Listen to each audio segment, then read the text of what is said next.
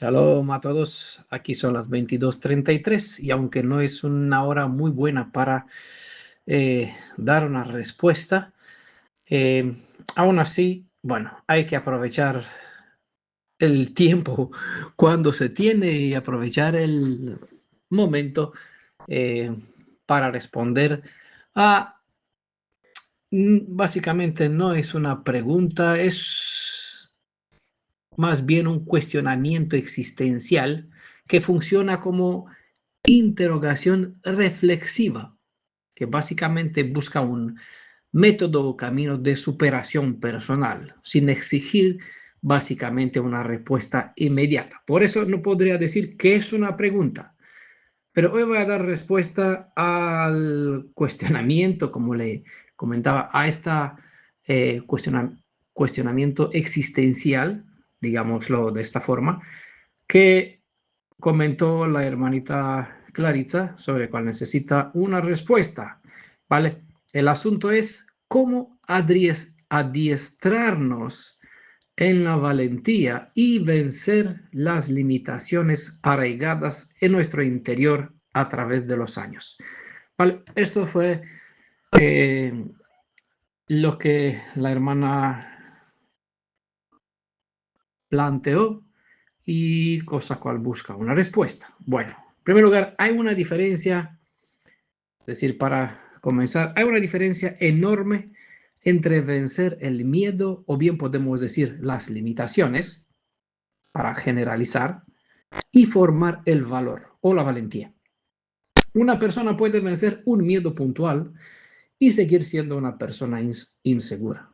En cambio, la valentía es un rasgo del carácter, una cualidad con cual uno no nace. Es una cualidad, un rasgo de carácter que se cultiva. Primero, habría que definir qué es la valentía. En español solemos pensar que la valentía es no tener miedo. Sin embargo, el Tanaj, porque como hebreos buscamos todas las respuestas o buscamos solución a los problemas, las inquietudes, a lo que tenemos en las escrituras o en nuestras propias fuentes. Entonces, no nos interesa, no vamos a mirar tanto cómo plantea el asunto el mundo en general, el mundo español, bueno, lo de habla hispana, diría, ¿vale?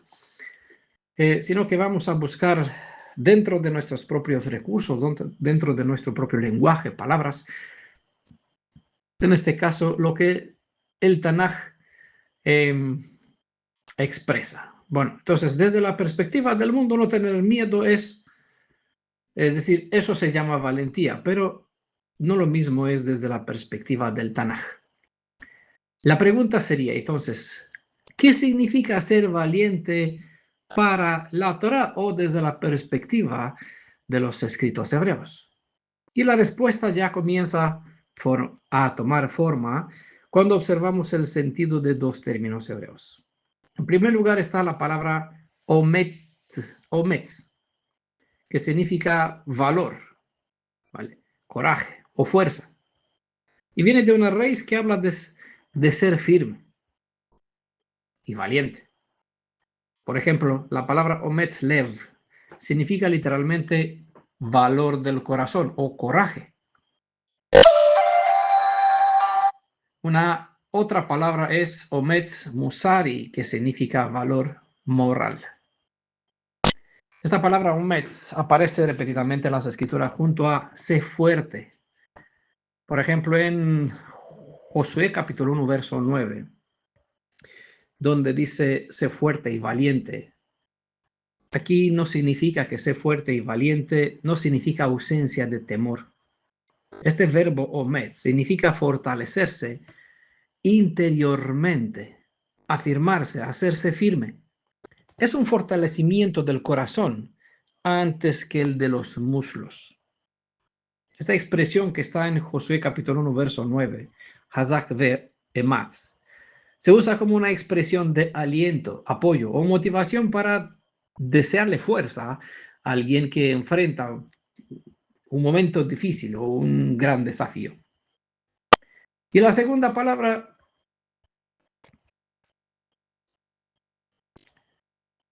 que describe la perspectiva de la Torá en cuanto a valentía, que hemos dicho eso no significa no tener miedo, es la palabra hazak, que es la segunda palabra que usamos para explicar qué según la Torá ser valiente o tener valentía. Esta palabra hazak literalmente significa hacerse fuerte, pero muchas veces describe una decisión. El uso principal de esta palabra hazak es la de fuerza física. Sirve para describir a una persona con mucha fuerza o valentía, pero también se usa como una expresión de aliento.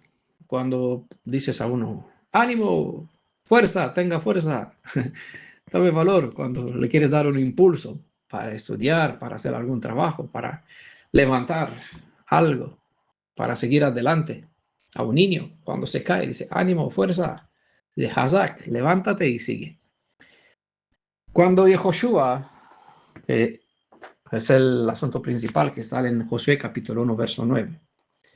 Cuando Yehoshua recibió este mandato, Josué, bueno, como se conoce en español, hazak ve'ematz, no se le dice, no tendrás miedo, se le dice, aunque tengas miedo, mantente firme. Ese es el sentido de la expresión hazak ve'ematz. No es no tengas miedo o no tendrás miedo, sino aunque tienes miedo, no es el problema tú mantente firme, ¿vale? A pesar del miedo, para decirlo de otra forma. Eso ya cambia toda la perspectiva, porque el miedo nunca desaparece del todo. No encontramos héroes en las escrituras sin miedo. Encontramos personas que no permitieron que el miedo gobernara sus decisiones. Por ejemplo, David sintió miedo, Moisés sintió miedo, Jeremías sintió miedo, Gedeón sintió miedo. La diferencia no era la ausencia de miedo, era la dirección del corazón. ¿Vale?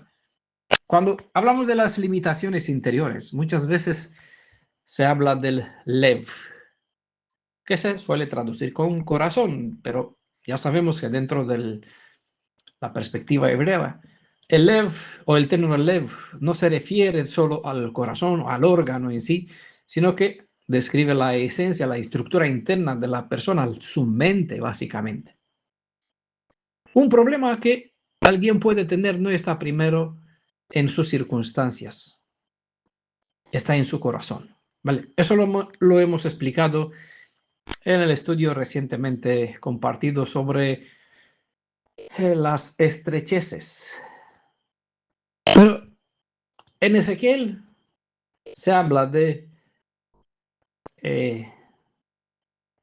una palabra de aliento. Quitaré el corazón de piedra. Eso significa que la valentía comienza con una transformación interior, no con un asunto exterior. En la Torah, en la ley del Elohim de Israel, está escrito en el Deuteronomio capítulo 10, verso 16. Circuncidad pues el prepucio de vuestro corazón. Pero, ¿por qué la Torah habla de un prepucio del corazón?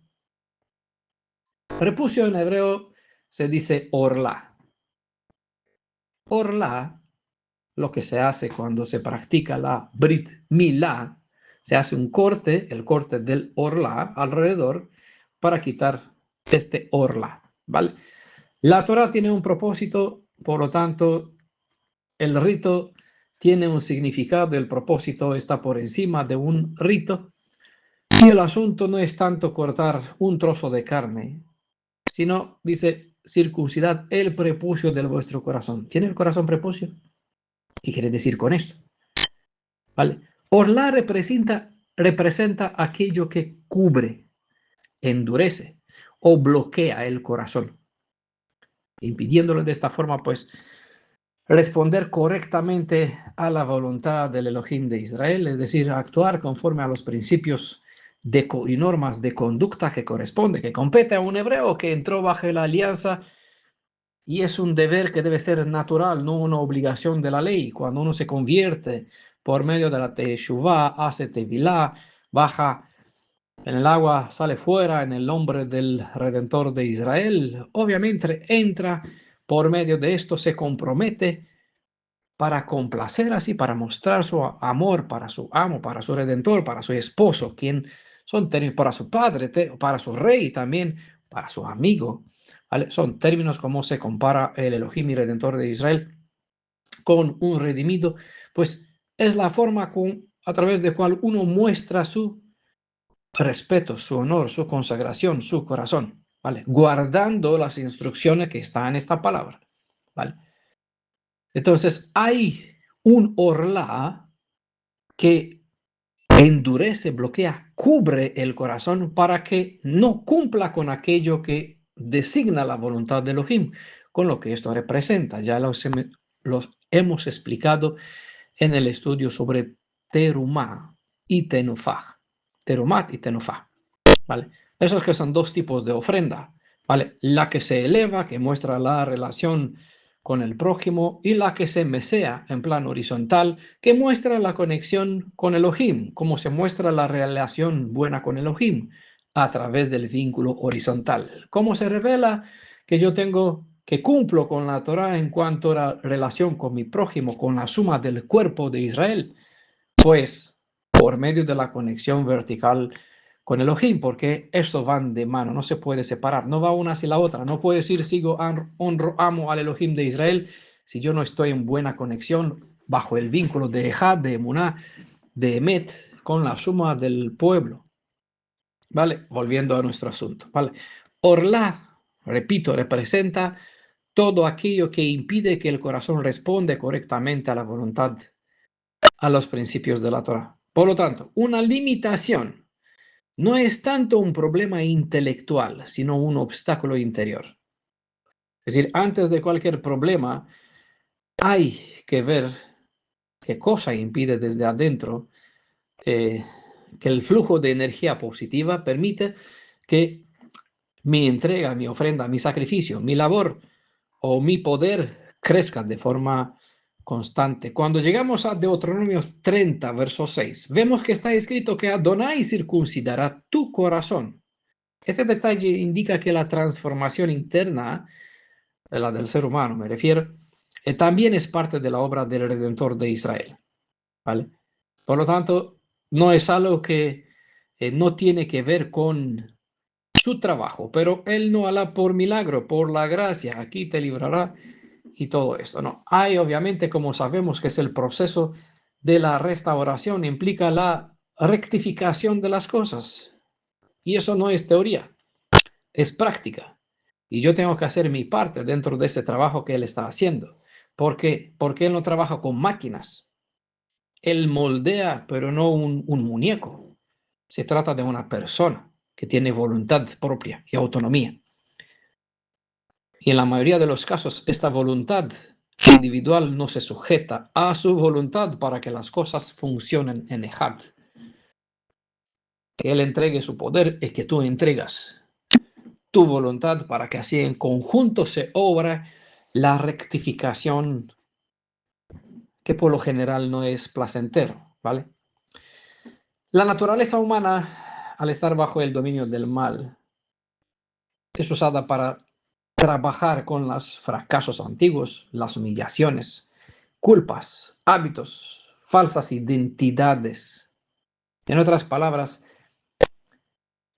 el mal que está dentro de nuestra propia naturaleza por medio del pecado desde Adán, ¿vale? Porque nos hemos convertido en el esclavo del mal, pues el mal tiene dominio, tiene autoridad, tiene poder, ¿vale? Por medio de su influencia que se implementó dentro de nuestro sistema de pensar, de actuar, ya hemos crecido como esclavos en un sistema donde nuestro pensamiento e inclinación está deformado, distorsionado.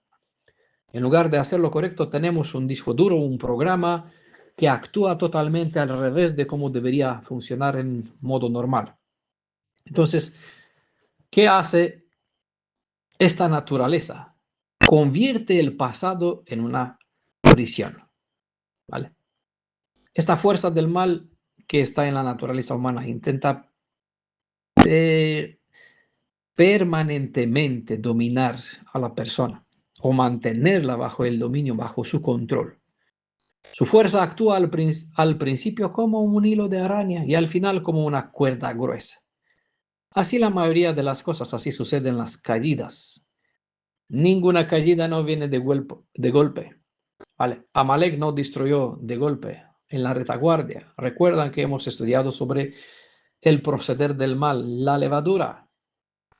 ¿Vale? El hametz no actúa hinchando la masa de golpe. De poquito a poquito, no te das cuenta. Comienzas a sentir el olor, después ves un poquito que crece hasta que te encuentras que ya estás podrido. Eso es el principio de la fuerza del mal, que actúa al principio que no te das cuenta, como un hilo de araña. Te molesta un poquito, ¿vale? Si no cogieron sobre la cara una telaraña, quizás no sabe cómo es la tela de la araña. Vale, por aquí como estoy rodeado en campo, pues suele pasar casi todos los días. Ay, no es una experiencia muy placentera, más cuando piensas, ¿y si hay alguna araña? Luego te pica. Uy, qué problema. Te da un poquito preocupación, hablando de miedo. Pero así, es algo que es ínfimo, algo pequeño, pero de repente te encuentras en un cierto momento que estás atado con una cuerda gruesa y te encuentras ya en lo de bar o entre las estrecheces, según el estudio que hemos compartido. El detalle sobre el proceder del mal nos enseña que las limitaciones interiores rara vez aparecen de golpe. Se forman por repeticiones. Eso es muy importante recordar porque implica que los malos hábitos construyen lentamente poderosas cárceles interiores. Los actos repetidos moldean el carácter. Decía Maimónides, es decir, Rambam, una virtud no se adquiere con un acto aislado, sino mediante la repetición consciente hasta formar un hábito. Vale. Cité a este sabio, un doctor, bueno, vivió en España, por eso. Es decir, el mal construye un mal carácter o también un buen carácter se construye igualmente mediante un esfuerzo sostenido. Una limitación interior también puede deshacerse mediante hábitos nuevos. No basta con cambiar la manera de pensar, hay que cambiar la manera de actuar. Es por eso que la Torah ofrece un medio, diría, que es totalmente contrario al actuar del mal. Una y otra vez se nos enseña prácticas diferentes para que a medida que ejercitamos las directrices o las instrucciones de la Torah, aprendamos a amar de verdad o ser justos, ser como Él. En un estudio hemos hablado sobre el poder nato que el Creador depositó dentro del hombre que Él creó. Pero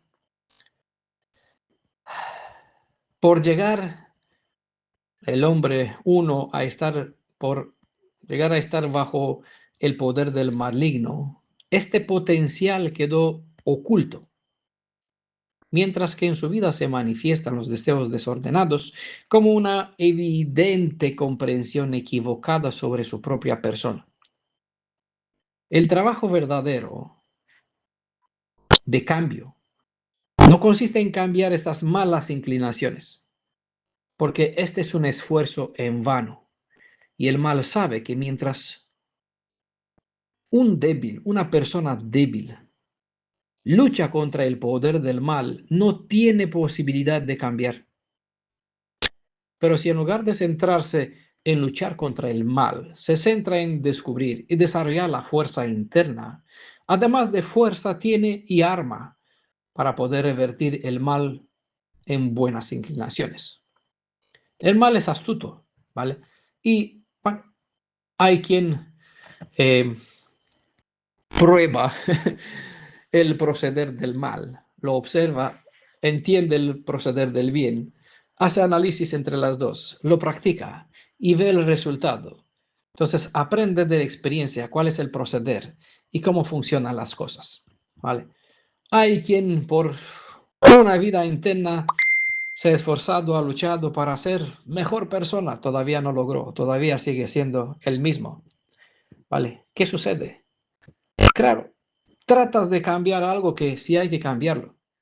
El problema es que el método está mal, porque tú no estás en condición de poder luchar con un hábito que lo desarrollaste durante generaciones, diría, no, muchos años, cada uno el tiempo de su vida. Pero no es lo mismo cuando uno comienza a conocer quién es, quién fue hecho ser, qué fuerza tiene a su disponibilidad, qué fuerza debe manifestarse dentro de sí. Cuando crece el valor dentro de uno mismo, crece el potencial de disponerse mental y actuar de forma física en contra de estas dificultades, problemas, situaciones, pensamientos, inclinaciones, malos hábitos, lo que sea, que es negativo. ¿Vale? Póngale usted el título, el nombre que quiera a algo que no es positivo, que no es conforme a la Torah. La mayoría de las creencias enseña que enseña a crear una nueva identidad para poder vencer el mal que hay en uno. Pero las enseñanzas hebreas instruyen en que uno aprenda a descubrir quién fue creado ser y con qué potestad fue diseñado existir. Porque cuando uno sabe que fue hecho ser a la misma imagen y semejanza como la del mismo creador,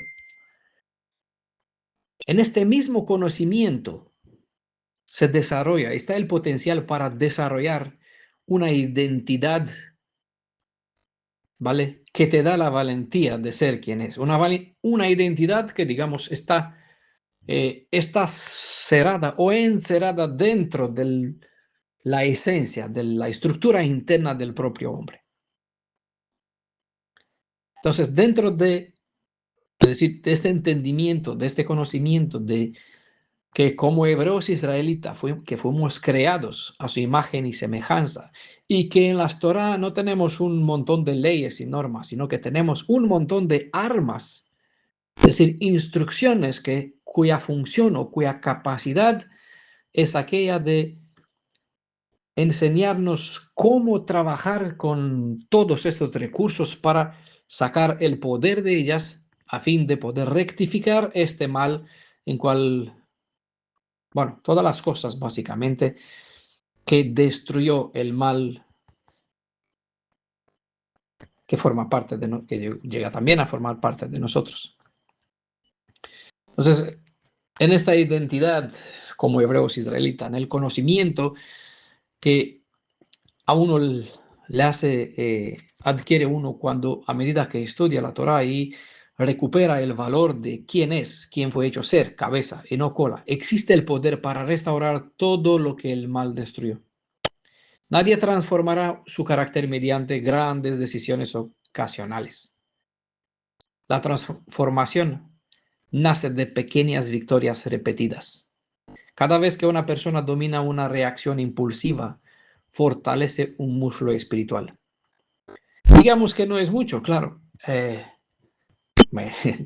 Yo tengo aquí una guerra, es decir, estoy en una escuela donde las gallinas, ¿vale? Por ejemplo, son el instructor o el lamed.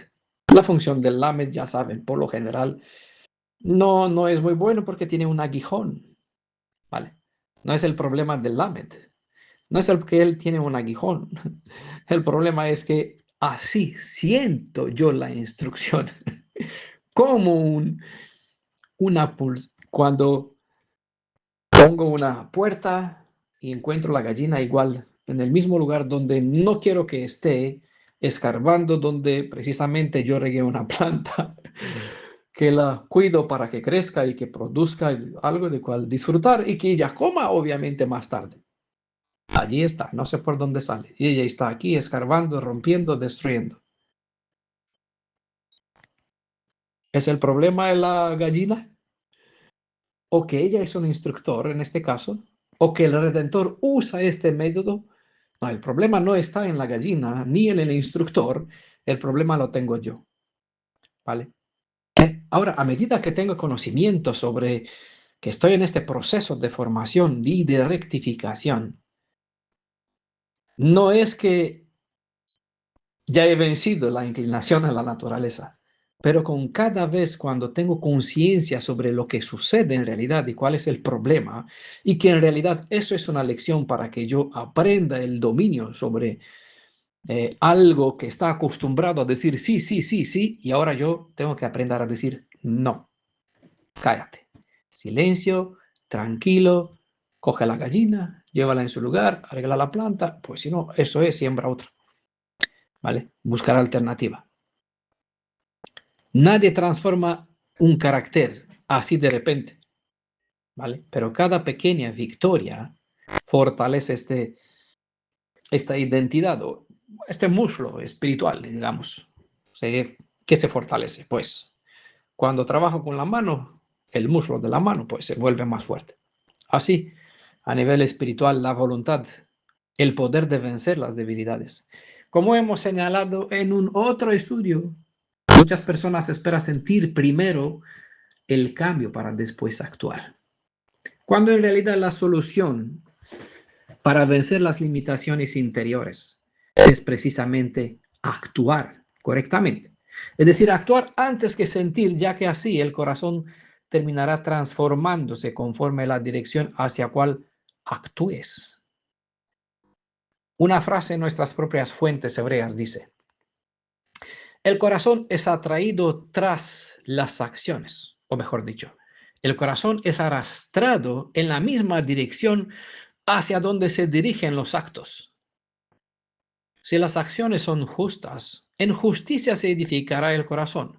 Y si la dirección de los actos es contraria a las instrucciones de la Torah, pues esto activa el dicho donde lo que uno siembra, cosecha. Una expresión aparece constantemente en las escrituras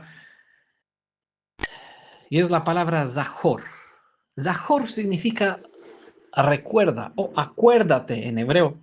Esta palabra Zahor es un mandamiento en la Torah, como por ejemplo en Deuteronomio 25, verso 17, donde se nos ordena, hemos estudiado este verso, ¿vale? Se nos ordena no olvidar, sino recordar permanentemente, ¿qué cosa? Que nos hizo Amalek, ¿vale? Esta palabra está aquí en este mandamiento, también está donde el Shabbat también está en el caso de Miriam, son cosas puntuales. ¿Vale? Es decir, que el caso con la lepra, con lo que habló sobre su hermano, ¿vale? Es decir, nos llama la atención para que permanezca en nuestra memoria estos sucesos, pero no para recordar las derrotas. Es decir, Zahor no es para recordar las derrotas en este caso, sino para recordar el éxodo, las victorias, las promesas, la fidelidad de Adonai. Cuando me refiero al éxodo, miramos la historia de las escrituras de nuestro pueblo para aprender de ella, pero igual nosotros tenemos nuestro propio éxodo, fuimos llamados a salir de la oscuridad, de un mal contexto, de una mala costumbre, de un culto ajeno, gentil, de la idolatría. Son éxodos, ¿vale? Hay muchas veces que tenemos que activar y salir para abandonar el Egipto, ¿vale? A nivel físico y espiritual. Es decir, el mal trata con esmero construir una identidad a partir del fracaso, es decir, formarnos a su imagen desfigurada, que no es la del Creador. La Torah construye la identidad a partir de la redención. Centra tu mente y entrénala para que en lugar de ver el negativo, veas el positivo, que a su vez la llevará a saber encontrar una salida o una alternativa en cualquier problema. ¿Vale? ¿Recuerdan la visión sobre lo que hemos estudiado sobre Zacarías? Elevó la mirada, entró en revelación. ¿Vale? Entonces, mantener la mirada abajo te lleva a asemejarte con el sistema de este mundo. Decepción, oscuridad, tristeza, problemas, facturas, cosas. Eleva o cárgate con positivo. Trate de ver la, eh, la posibilidad que te brinda las escrituras de salir, de tener éxodo, tener una salida de cualquier tipo de lo que representa estrechez o Egipto. ¿Vale? Y a medida que uno se fortalece en pensamiento, en el hablar, en el actuar en forma positiva, esta de por sí ofrece o te da la alternativa, encuentra la idea para salir de cualquier problema. ¿Vale? Le digo como porque lo estoy experimentando con el caso de las gallinas. Cuando me sujeto a lo que el buen pensamiento, cada vez más me es más fácil no coger el palo y matar la gallina. ¿Vale? Cuando miro para abajo, veo la gallina, me olvido de cualquier cosa. Ahí cojo el cuchillo y la corto. Sí, bueno, es un decir. No es así. Hay excepciones, sí, cuando hay que sacrificar. Bueno, la dificultad, bueno, volviendo a nuestro asunto, la dificultad en poder vencer con facilidad estas malas inclinaciones, o como dijo la hermana Clarita, las limitaciones arraigadas, no demuestra incapacidad. Por contrario, muchas veces revela el lugar donde debe producirse el crecimiento. Es decir, el lugar donde tengo más problemas es el lugar señalado porque es el lugar donde tengo que trabajar para cambiar. Es decir, no tengo que enojarme por o para justificar o echar la culpa a otro. No, básicamente este que marca el problema es un indicativo de parte del Redentor donde se nos dice, aquí hay que restaurar, aquí hay una brecha, ¿vale? Una brecha que cerrar. Una de nuestras enseñanzas dice, según el esfuerzo, así es la recompensa. Por ejemplo, esto lo pueden ver en Apocalipsis 22, verso 12, Romanos 2, verso 6, Primera de Corintios, capítulo 3, verso 8. Cuando Moisés dijo que es torpe de boca y lengua, conocemos todos el caso. A pesar de que Moisés definió sus límites como una justificación, obvio, típico de lo que nosotros hacemos cuando no queremos hacer lo que debemos o cuando sabemos lo que tenemos que hacer y no lo hacemos, ¿vale? Venimos con una justificación. Ah, así nací yo. Esto fue el contexto. Ah, que me abandonó. No, es decir, echamos la culpa a la mujer, a los padres, al contexto, al gobierno, a la situación, a la herencia, a una cosa hereditaria. Eso hizo Moisés. Ah, no, soy torpe de boca y lengua. La respuesta del Elohim viviente no comenta si estas dichas deficiencias eran físicas o emocionales o simplemente fue un decir de Moisés como para expresar que ahora él es humilde. Es decir, yo no puedo hablar. Antes era el fuerte que mató, que sabía, quería ser el líder, el comandante. Ahí librar a Israel a su forma, con la mano, con su boca. Ahora es el humilde. No me mandes, no sé hablar. Podría ser una limitación. No hay evidencia, no sabemos, no lo dicen las escrituras, no responde a Adonai en ese sentido. Así que podemos decir que quizás fue una deficiencia física, quizás fue algo emocional o quizás era una forma sutil de mostrar que él es humilde. Total, la respuesta de Adonai se centró no en el asunto que planteaba el Moisés, sino donde se centró, en la misión que tenía que cumplir Moisés. A menudo el Elohim de Israel no siempre elimina inmediatamente una dicha limitación. El caso de Shaul. Decía, tengo una que tenía en el costado. Es decir, tenía una deficiencia, no fue librado de ella. Muchas veces las escrituras nos enseñan, o estos proceder de Elohim nos enseñan a servir a pesar de las limitaciones. Esto lo dijo a Moisés. Es decir, no le importó que sabe, que no sabe, que finge o lo que sea. No es este el asunto. El asunto es ir para cumplir. Punto. Cuando uno se va para cumplir, los demás viene por encima. Porque si me voy, confío, total. Aprendí esta lección cuando dije, yo no sé hablar español. Yo cuando llegué, me fui a España por primera vez. Siempre lo recuerdo como un gozo para, eh, y lo digo con orgullo, sí, por lo que Adonai puede hacer. ¿Por qué? Porque aprendí la lección que no es importante lo que uno no puede hacer. Cuando Adonai quiere, se hará lo que sea. ¿Vale? Total, no sabía si uno me había dicho por el camino, hola, no sabría si, no sabía en aquel momento si me había dicho una maldición o una maldición. Si me pidió algo, me dio. No sabía qué significa la palabra hola, es la más fácil. ¿Vale? Sabía, siempre le repito, de las películas, dos palabras, te quiero y buenas noches. Nada más que esto, sí.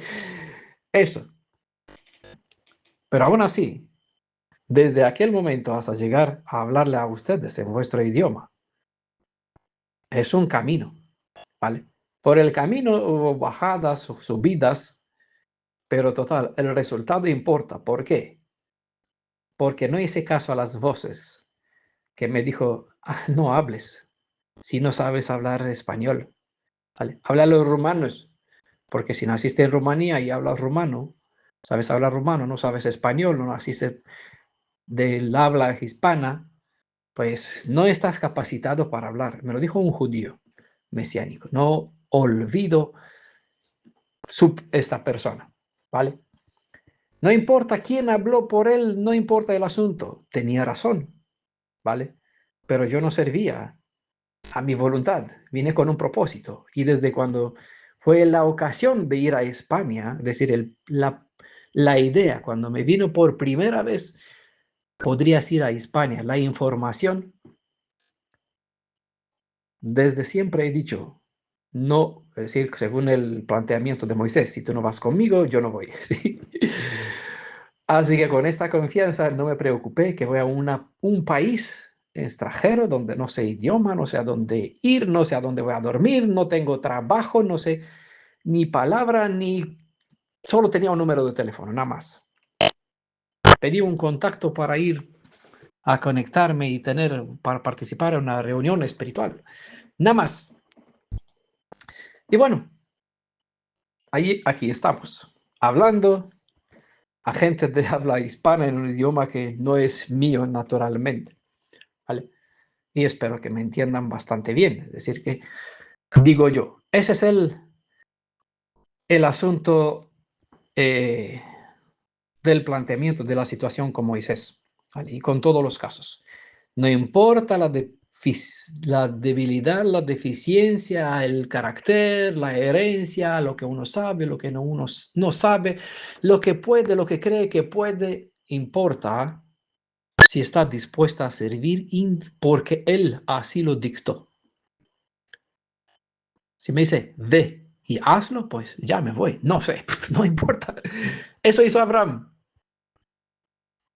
Yo vi el camino de Abraham. Dijo, interesante, me gusta su estilo. No sabía dónde, pero se puso en marcha. ¿Qué dirección? Ya a medida que da el paso se le indicó, por aquí, por allá, por el otro lado.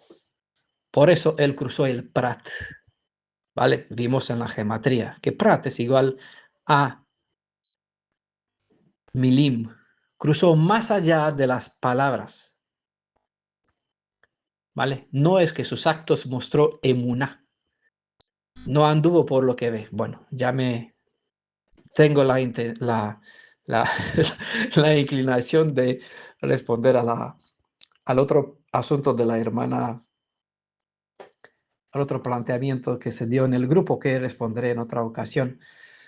Lo que comentó la esposa del hermano Ishai. Así se interconectan todas las cosas. Bueno, no me adelanto. Volviendo a nuestro asunto. Si eres bueno, ya vamos a cerrar este asunto, ¿vale? Mejor dicho. Y lo voy a cerrar con un entrenamiento, diría. En hebreo moderno existe una palabra que es inmun. Tiene que ver con... Se suele parecer a soy inmun, es decir, tengo inmunidad. Soy inmun a no sé qué, a la penicilina. No hace efecto. No, es una palabra inmun, significa en hebreo moderno, en hebreo actual, entrenamiento o ejercicio o práctica. Esta palabra inmun proviene de la misma familia de donde proviene la palabra emuná. Aunque filológicamente estas dos palabras, imun y emuná, no son idénticas en todos sus desarrollos. Pero la cercanía entre ambas ha sido aprovechada por muchos maestros judíos para una enseñanza, para compartir una enseñanza muy hermosa. ¿Vale? No voy a hablar sobre ella, solo les voy a dar el resumen de ella, que tiene la siguiente idea. La valentía no surge de un acto aislado, se entrena. Cada acto de fidelidad fortalece al siguiente. ¿Vale? Imun, entrenamiento, ejercicio, práctica, es muy asociado a la emuná, porque cada acto de fidelidad, eso es emuná, fortalece al siguiente, es decir, es como un ladrillo. Yo construyo la valentía con cada ladrillo que le pongo con firmeza, con emuná, con fidelidad. Hay que reconocer un obstáculo interno, es decir, una debilidad, antes de negar su existencia. ¿Cómo se suele hacer en la mayoría de los casos? Bueno, ya se les anuncia a uno un problema, ya, borro la publicación o me retiro del grupo. No, eso no es el asunto. Eso es negar la existencia de un problema. Eso no es borrar una palabra. Tienes que hacer una rectificación dentro de tu mente, porque si no, mañana vas a hacer lo mismo. No es cuestión de borrar una publicación, ¿vale? Eso es cobardía. Es una falta de sinceridad, de transparencia. Rectifica males más cuando es una cosa que ya se lanzó al público y se vio y hay reacciones. Borrar, uno mirará, verá que ya no hay publicación. ¿Qué pasó con aquella publicación? No lo sé, pero se crea una imagen, se desarrolla una imagen sobre aquella persona, algo oculta, algo le pasó. Devoró este comentario, esta respuesta. Hay que identificar otro ejercicio. ¿Vale? Hay que identificar si una limitación procede del corazón o del mal hábito, o es de naturaleza humana para que no se le atribuya a las meras circunstancias, como por lo general decimos, bueno, casualidad, fue por aquí, por allá. O en otros casos se le acusa al diablo. Él me tentó, a la mujer, que se equipara. Ella, lo que hizo Adán. Ella es el problema. Por su culpa. Yo reaccioné. Cuando en realidad es cosa interna del mal carácter o del corazón o de un mal hábito en el sentido que vi en mi familia un mal proceder, aprendí un mal proceder y trato mal a mi esposa o mis hijos porque mi padre me trató mal o así vio a mi padre que trata a mi madre, eso es natural, eso es así. Bueno, otro ejercicio, no definir una identidad por las limitaciones. Las escrituras revelan muchos casos de personas llamadas por Adonai antes de que ellos superen sus debilidades. Otro ejercicio, sustituir los hábitos. Acuérdase que las acciones repetidas moldean el carácter. Y esto, obviamente, como mencioné, se puede hacer para el bien o para el mal. Los buenos hábitos se pueden sustituir por malos hábitos. Los malos hábitos se pueden sustituir por buenos hábitos. Cada acción repetida moldea el carácter en positivo o en negativo. Otro ejercicio. Gócense por las pequeñas victorias diarias antes de esperar cambios instantáneos. ¿Vale? Quien cree en la gracia esperará que ocurra un milagro y de repente ya soy bueno. Qué bien sería. No es así. No es una llave mágica. Invoco una fórmula mágica y ya, máquina. Se ve que estoy cansado. Es un trabalengua, ¿no? Se enredan las palabras. Invoco una fórmula mágica como muestran las películas y ya, un conjuro de y ya me libero de la mala tensión. ¡Ping! Hay que gozarse por las pequeñas victorias como yo me gocé hoy. Cuando 10, varias veces, repetidas veces, puse una puerta para que no entre, saltaron, los encontré.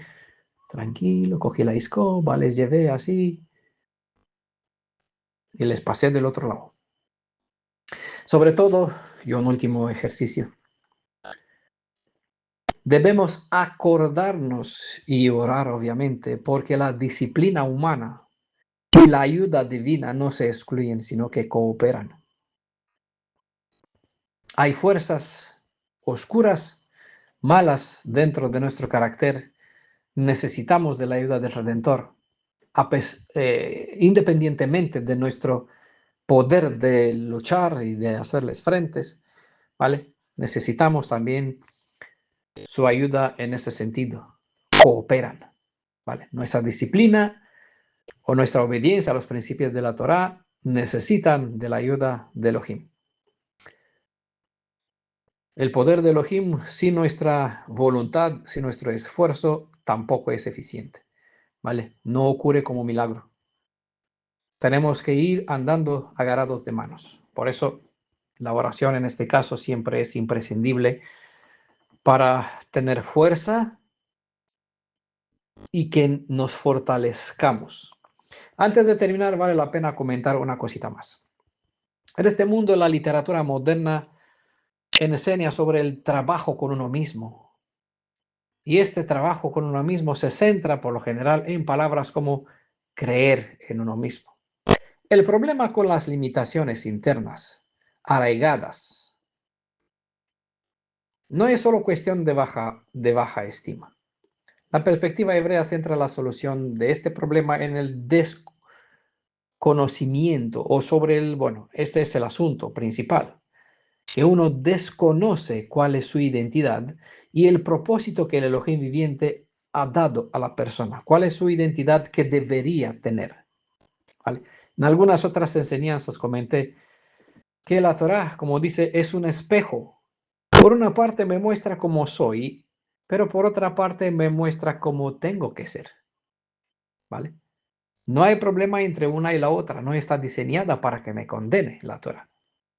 Me condena cuando yo no sigo el proceder que ella me muestra o el camino para que yo me rectifique a la imagen como esta me muestra que debo ser. Me muestra la imagen de Daniel Udroik hablando de mí, conforme imagen y semejanza de mi creador. Esto es la proyección cuando yo me miro en el espejo de la Torah, que ella me proyecta. Claro, por otra parte veo las realidades donde han subido y veo otras bajas, ¿vale? El hecho que me muestra es para indicarme, con eso tienes que trabajar, ¿vale? Pero bueno, en este caso, hablando en nuestro contexto, hay un desconocimiento sobre esta identidad de cómo debemos ser. Y obviamente porque desconocemos el propósito que el Elohim de Israel, o Elohim viviente, hablando del Creador. El Creador, el propósito con cual el Creador dotó a la persona. La fuerza para superar las limitaciones interiores no nace de una confianza ilimitada en el propio yo, sino de alinear tres cosas, ¿vale? Son tres términos hebreos. Cada uno tiene su peso. Dos de ellas seguramente lo conoce. El tercero no lo sé. Bueno, el primero. Sehel. O sea, parece a shekel, pero es Sehel, ¿vale? Hay que alinear, tenemos que aprender para tener éxito, en superar estas limitaciones interiores. Tenemos que aprender a alinear el sehel, el lev y las acciones, es decir, la emuná, con la misión para cual uno fue creado. Para explicar el sentido de la palabra zehel o sehel, vale, siempre lo confundo. Sehel, creo que es con S, ¿vale? El sehel es la capacidad dada por Elohim para comprender la realidad, distinguir correctamente y tomar decisiones conforme a esta comprensión. Sucede que una persona sepa que una cosa le perjudica y aún así continúa haciendo lo mismo. Esta es la regla general en la naturaleza humana. Eso significa que el Zehel entendió, pero el Lev no obedeció. Hay un cortocircuito entre la capacidad de tener comprensión sobre la realidad y aquella de obedecer. Por eso he dicho que la comprensión de las enseñanzas deben alinear la estructura interna y la mente conforme a las instrucciones recibidas y avanzar en confianza para disfrutar del éxito. Bueno, no sé si con esto respondí a la hermana a em, su pregunta, aunque no es básicamente una pregunta, he dicho, pero es lo que he podido comentar para así no convertir esto en un estudio, ¿vale? Pero bueno, decir un estudio para ocupar un Shabbat, así que aproveché para compartirlo con ustedes en esta ocasión y espero, bueno, que saquen provecho de los detalles que os comenté. Shalom.